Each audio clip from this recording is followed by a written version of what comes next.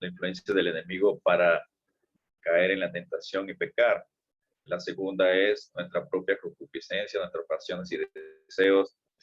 Y la tercera fuente de la tentación es que la que presenta el sistema del mundo poseído por el maligno, como dice Primera de Juan, versículos 5 y 19, que el mundo está bajo el maligno. El apóstol Juan lo enseña en Primera de Juan 2:16, porque todo lo que hay en el mundo, los deseos de la carne, los deseos de los ojos y la vanagloria de la vida, no provienen del Padre, sino del mundo. Entonces hay tres fuentes allí de la tentación en el mundo. Como vemos, los deseos de la carne son las pasiones, los deseos de los ojos, es esa parte también del ser humano de desear que no se cansa el ojo de ver, como dice Eclesiastés, y la vanagloria y la vida que tiene que ver con Satanás también. Todo esto no proviene del Padre, sino del mundo. Veamos el gigante de la tentación, usando este pasaje donde los israelitas cayeron en la tentación de la murmuración, la queja, la rebelión contra Dios. Entonces el apóstol Pablo en 1 Corintios 10 escribe a los corintios para advertirlos y nos advierte hoy a nosotros también sobre lo sucedido a Israel para que no cayeran en los mismos pecados. Israel recibió 5 bendiciones. No fue suficiente para desobedecer a Dios. Se les olvidaron estas bendiciones. Dice en 1 Corintios 1 al 4, están las 5 bendiciones. Porque no quiero, dice Pablo está deseoso que no nos pasara a nosotros lo que le pasó a ellos. Hermanos, que ignoréis. Está diciendo hermano, es para dirigido al pueblo creyente, no es para incrédulos, sino para los creyentes, que no ignoremos, que no dejemos de conocer, que no dejemos de recordar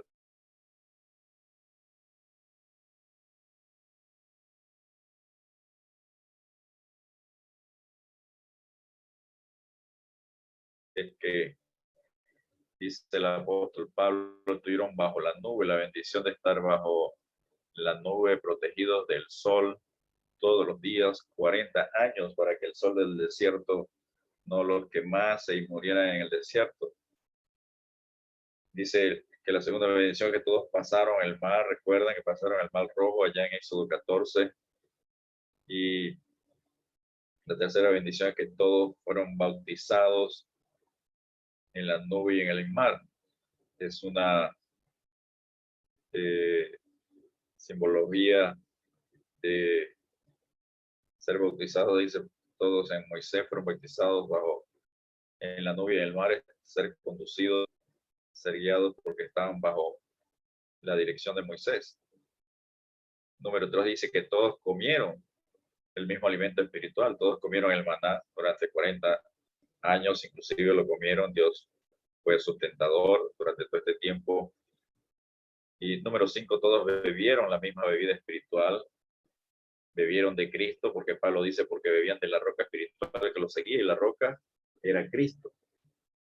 Y allí que se desprende la enseñanza de Éxodo 17 y Éxodo, y luego en Números, de cuando Moisés golpea la roca, la primera vez la golpea porque Cristo iba a ser golpeado, iba a ser crucificado, pero la segunda vez Dios no le dice que la golpee, sino que hable con la roca porque ya Cristo fue crucificado.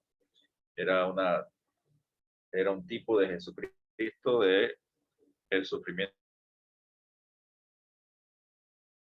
de Cristo al golpear y juzgar la roca para que la roca diera agua.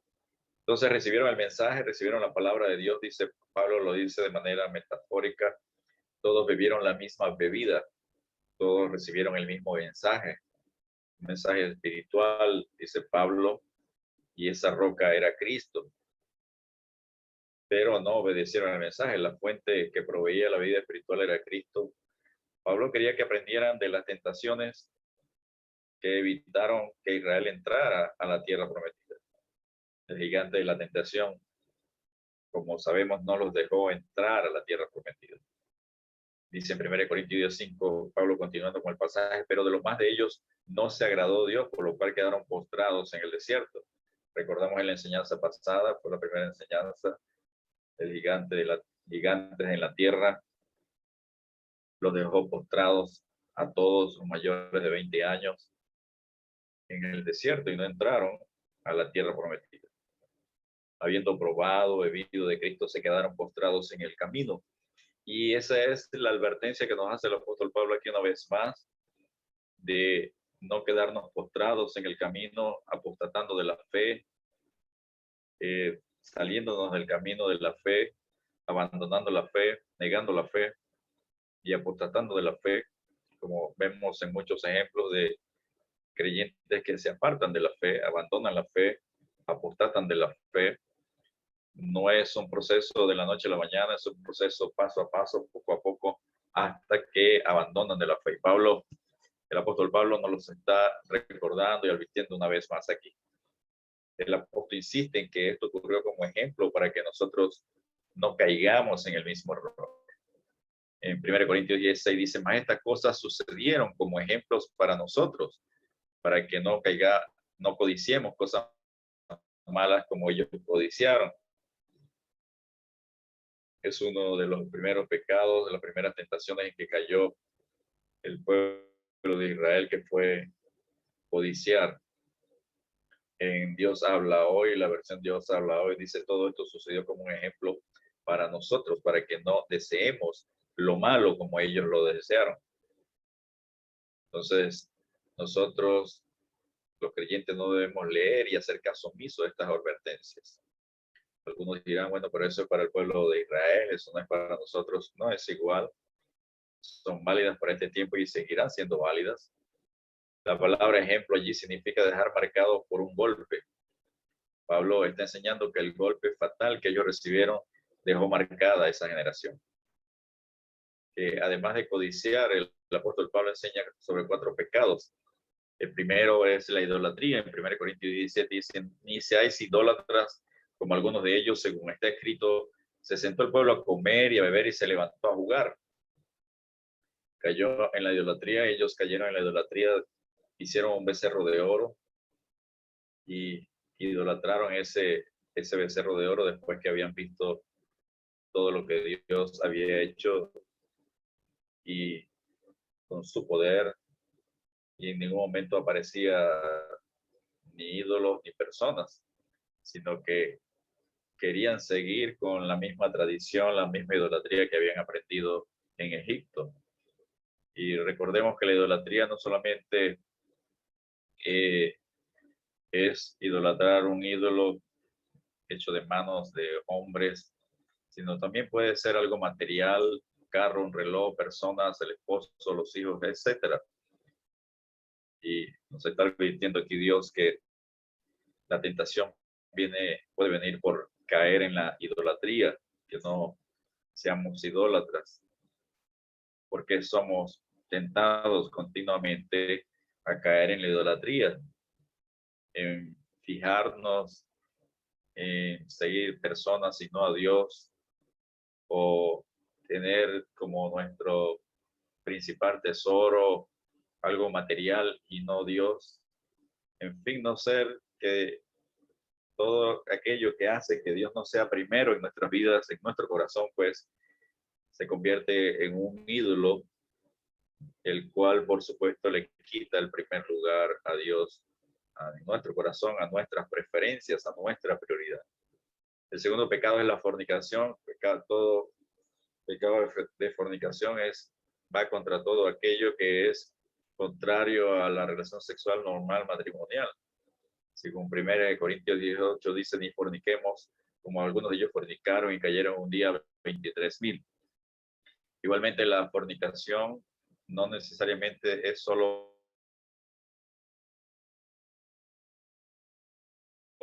de manera tener a Dios como primero en nuestras vidas y volver a la idolatría que se podía hacer antes en una religión anterior o en costumbres anteriores. El pueblo de Israel pecó al caer en relaciones sexuales ilícitas con mujeres moabitas, según Números 25, versículos 1 y 2 dice, moraba Israel en Sitín, y el pueblo empezó a fornicar con las hijas de Moab, la cual invitaban al pueblo a los sacrificios de sus dioses, y el pueblo comió y se inclinó a sus dioses. Vemos que esto fue una estrategia de Balaam, que enseñó al rey de los moabitas a que hiciera esto para que el pueblo de Israel pecara. Y Dios envió, por supuesto, un juicio sobre el pueblo de Israel en número 25. Dice, y murieron de aquella mortandad 24,000. El tercer pecado que fue que tentemos al Señor. Es parte de la palabra desafiar, probar, como también algunos de ellos le tentaron y perecieron por las serpientes. En número 21:6 dice que Jehová envió entre el pueblo serpientes ardientes que mordían al pueblo, y murió mucho pueblo de Israel porque desafiaron a Dios, se quejaron contra Dios, siguieron murmurando contra Dios. Y el cuarto pecado fue la murmuración, pecado que es muy común en el pueblo de Dios, en el creyentes, el murmurar, el hablar mal de inclusive de los líderes o de otra persona, o en fin, cualquier otra persona, y que debe ser erradicado del pueblo de Dios. 1 Corintios 10:10 dice, ni murmuréis como algunos de ellos murmuraron y perecieron por el destructor. Lo pueden revisar en número 14:37 y número 16:41, cuando se pusieron a Moisés y al Señor también. Pablo hace énfasis en la advertencia en 1 Corintios 10:11, y estas cosas le acontecieron como ejemplo, y están escritas para amonestarnos a nosotros, a quienes han alcanzado los fines de los siglos. Pablo se incluye y dice, ¿para quién es la advertencia? A nosotros sería Pablo de los Corintios, pero a quienes han alcanzado los fines de los siglos son todos los creyentes, nosotros para el día de hoy. Por lo tanto, la advertencia sigue vigente y continuará vigente. Algunos creyentes caen en alguno de estos pecados, sobre todo la murmuración, y dicen que no pasa nada. Otros dicen que Dios me perdone, pero ese hermano es esto o aquello, empiezan a hablar mal del hermano. Y le piden perdón primero a Dios, como hace el inconverso, el impío. Y dice, no pasa nada, no pasa nada malo. Pero sí pasa. Pablo advierte en 1 Corintios 10:12, así que el que piensa estar firme, mire que no caiga. O sea, cuando una persona hace eso, cuando un creyente hace eso, cae de la gracia de Dios. Cae de la gracia de Dios porque cae en pecado, y no solamente es arrepentirse del pecado cuando hablamos mal de otro o mal ponemos a otro, sino que debemos de alguna manera corregir lo que hicimos. Y cuando usted rompe una almohada llena de plumas de ganso y las lanza al aire, las plumas se desaparecen. Después para recogerla y volverla a llevar a la almohada está difícil, ¿no? Eso es lo que sucede cuando alguien murmura de una persona y habla de uno y le habla al otro y le habla al otro. Después para recoger sus palabras, que las derrama como aguas, le es casi imposible. Y no termina reponiendo el daño que hizo, que es lo que Dios pide.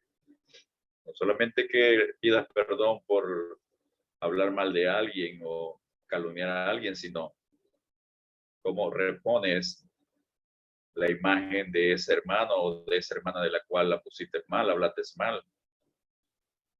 Y allí el cuidado que debemos tener y no caer en que no debemos caer y evitar que el gigante de la tentación de murmurar nos venza y nos pongamos de su lado en lugar de enfrentarlo.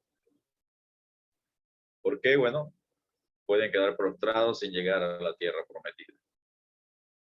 Hay muchos hermanos que llegan con mucho fervor, con mucho gozo a la iglesia, se convierten, y los primeros años de su conversión, pues, obedecen a la palabra de Dios, evitan murmurar, evitan calumniar, pero cuando se empiezan a reunir con aquellos que sí lo hacen, inclusive algunos líderes, entonces caen en la murmuración, caen en una condición donde ya los ves que están muertos espiritualmente. ¿Por qué? Porque no hay comunión con Dios. Así de sencillo. El apóstol sigue enseñando a los corintios, no ha sobrevenido ninguna tentación que no sea humana. Entonces, entendamos que toda tentación que llega a nosotros es humana, por diferentes vías que puedan llegar, por las tres fuentes que puedan llegar. Dice, pero Dios es fiel, que no os dejará ser tentado más de lo que podéis resistir, sino que estará también juntamente con la tentación la salida para que podáis soportar. Dios siempre va a dar la salida, Dios siempre nos va a ayudar, pero nosotros debemos obedecer. Y no decir que Dios me perdone, pero este hermano es esto, aquello, ¿no? No decir eso, porque no es la manera correcta como le enseña la palabra.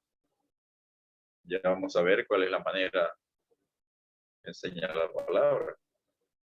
No hay pretexto para que seamos vencidos por el gigante de la tentación, porque Dios da la salida, Dios nos trae a memoria la palabra, Dios nos recuerda con el Espíritu Santo, no hagas eso, no continúes hablando, no sigas murmurando, no sigas calumniando, no sigas haciendo esto, no sigas cayendo en el pecado, independientemente en el cual hayas caído, y pues somos vencidos. En 1 Corintios 10:3 dice, no, vosotros no habéis sufrido ninguna tentación que no sea común al género humano. Esta es otra versión. Pero Dios es fiel y no permitirá que vosotros seáis tentados más allá de lo que podáis aguantar. Más bien, cuando llegue la tentación, Él os dará también una salida. Para los que dicen que la tentación es irresistible, en 1 Corintios 10, la parte 13, parte B, dice, Dios es fiel y no permitirá que vosotros seáis tentados más allá de lo que podáis aguantar. Amén. Más bien, cuando llegue la tentación, Él os dará también una salida. Dios va a dar la salida. Dios le dio la salida al pueblo de Israel. El pueblo de Israel no obedeció, siguió en la tentación una y otra vez, siguió, continuó, se mantuvo, no se arrepintió de su pecado hasta que se le terminó el tiempo, porque la paciencia de Dios no es eterna. La paciencia de Dios tiene un límite y quedaron postrados en el desierto. ¿Podemos vencer la tentación que vemos como un gigante invencible? Sí, es un tema bastante amplio. Trataremos aquí de resumir con el gigante de la tentación. Veamos cómo lo enfrentó Jesús cuando fue tentado en el desierto. Dice que Jesús, lleno del Espíritu Santo, volvió al Jordán y fue llevado por el Espíritu al desierto. En Lucas 4:1. Jesucristo enseña en este pasaje la manera eficaz de enfrentar y vencer las tentaciones. Vemos que la primera es lleno del Espíritu Santo. La condición más óptima para vencer las tentaciones es cuando estamos llenos del Espíritu Santo, porque evitamos todo aquello que sea contrario a Dios o que a Dios no le agrada y obedecemos de primera, obedecemos la palabra de Dios. Es posible que una primera mirada no puedas evitarla de algo que no debes ver, pero inmediatamente al estar lleno del Espíritu Santo obedeces y dejas de mirar lo que estás mirando, que no debes mirar. Es como dijo Martín Lutero, dijo, es imposible evitar que los pájaros vuelen sobre nuestra cabeza.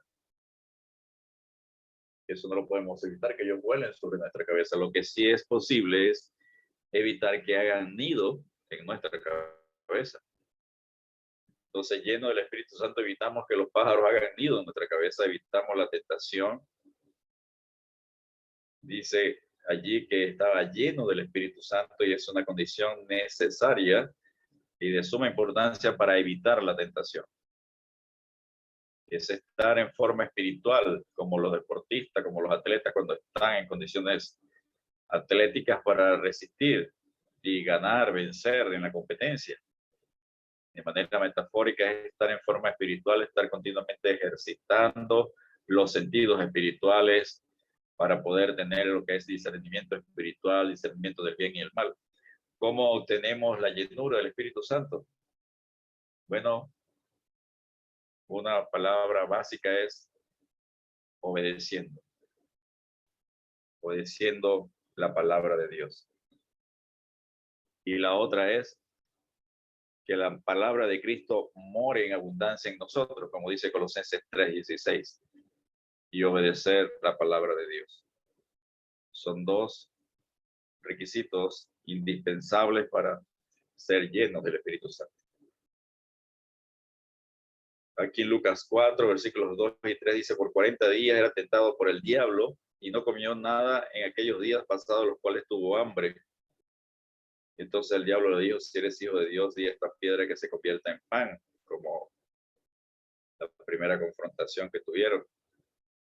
Respondiendo con la palabra de Dios, Jesús le dice en Lucas 4:4, escrito está, no solo de pan vivirá el hombre, sino de toda palabra de Dios. Estaba citando Deuteronomio 8:3, recordando la palabra de Dios, la palabra escrita de Dios en el Antiguo Testamento. Recordando que nuestra fe debe estar basada en confiar, creer en la palabra de Dios, obedecerla, no en las circunstancias que nos rodean. Jesucristo podía pedir toda clase de comida en ese momento si deseaba comer. Y de hecho, dice uno de los evangelios que después que el diablo dejó de tentarlo, vino un ángel para servirle, el ángel de Dios. Así que no era necesario que él hiciera allí un milagro convirtiendo las piedras en pan. No cayó en la tentación. Y vemos que el escritor de los Hebreos, en Hebreos 4:15, dice que Jesucristo fue tentado en todo. Dice, porque no tenemos un sumo sacerdote que no pueda compadecerse de nuestras debilidades, sino uno que fue tentado en todo según nuestra semejanza, pero sin pecado. Él fue tentado en todo y por supuesto vemos que el maligno allí en el solo, y es uno de los momentos que aprovechará el maligno cuando estemos solos para tentarnos, inducirnos a pecar, y que debemos estar atentos espiritualmente y llenos del Espíritu Santo. En Lucas 4 leemos, no vamos a seguir revisando el pasaje, lo pueden revisar ustedes con calma. Lucas 4, de 1 al 13, Jesucristo enfrentó y venció al gigante de la tentación en el desierto, respondiendo siempre con la palabra de Dios. Escrito está 3 veces. Resistió al diablo lleno del Espíritu Santo y con la palabra de Dios. ¿Y qué sucedió? Lucas 4:13 dice, y cuando el diablo hubo acabado toda tentación, se apartó de él por un tiempo. Logró lo que enseña Santiago en Santiago 4:7. Someteos a Dios, resistid al diablo y huirá de vosotros. Pero ¿cómo nos vamos a someter a Dios? Obedeciendo su palabra, conociendo su palabra, citando su palabra, que es la espada, la palabra de Dios, con la cual podemos vencer la tentación, confrontando la tentación. Es una de las maneras. La otra que el Señor nos enseña, que es cómo enfrentar el gigante de la tentación, es velando y orando. Cuando Jesucristo estaba en el huerto del Getsemaní, nos enseña que velando y orando evita que entremos en tentación. Mateo 26:41 dice, velad y orad para que no entréis en tentación. El espíritu de la verdad está dispuesto, pero la carne es débil. 3 veces, igual que en el desierto, fue tentado allí 3 veces, aun cuando en el Getsemaní no aparece de manera directa, el enemigo lo está tentando como aparece en el desierto, estaba allí tentándolo y tratando que claudicara, que no continuara y que no siguiera con el proyecto de Dios para la redención. Jesucristo enfrentó y venció al gigante de la tentación, velando y orando. Y número 4, obedeciendo la palabra de Dios. En Mateo 26:42 dice, otra vez fue y oró por segunda vez, lo hizo 3 veces, diciendo, Padre mío, si no puede pasar de mí esta copa, sino que yo lo beba, hágase tu voluntad.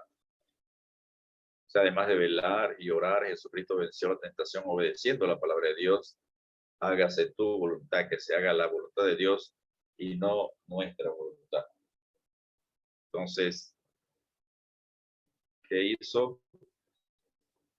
Lleno del Espíritu Santo, respondiendo con la palabra de Dios, velando y orando y obedeciendo la palabra de Dios, que se haga la voluntad de Dios, descansando en Dios, descansando en el Señor. Y la número 5 es la que más conocemos y que hay como ejemplos, que es huir. El gigante de la tentación lo podemos enfrentar cara a cara como enfrentó David el gigante de Goliat. No es recomendable, dice, nos enseña la palabra en Proverbios 6:27, dice, ¿tomará el hombre fuego en su seno sin que sus vestidos ardan? ¿O andará el hombre sobre brasas sin que sus pies se quemen? Así que tratando de probar algo o hacer algo en lo cual somos tentados, podemos quedar allí postrados por querer enfrentar la tentación. Uno de los consejos es que cuando el gigante de la tentación aparece, debemos huir. 1 Corintios 6:12 dice, todas las cosas me son lícitas, mas no todas convienen. Todas las cosas me son lícitas, mas yo no me dejaré dominar de ninguna. Y luego allí en 1 Corintios 6:18 el apóstol Pablo le dice a los corintios, huid de la fornicación. Cualquier otro pecado que el hombre cometa está fuera del cuerpo, más el que fornica contra su propio cuerpo peca. Una vez más le dice, huid de la fornicación, lo va a volver a decir allá en 1 Corintios 10, como ya lo tuvimos leyendo. Amén.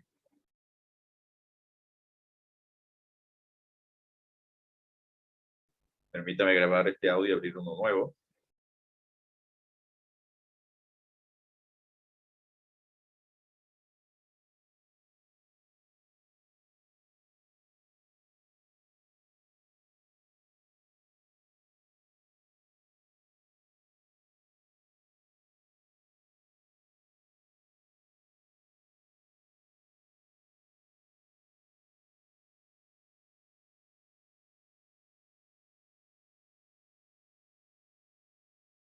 Número 14.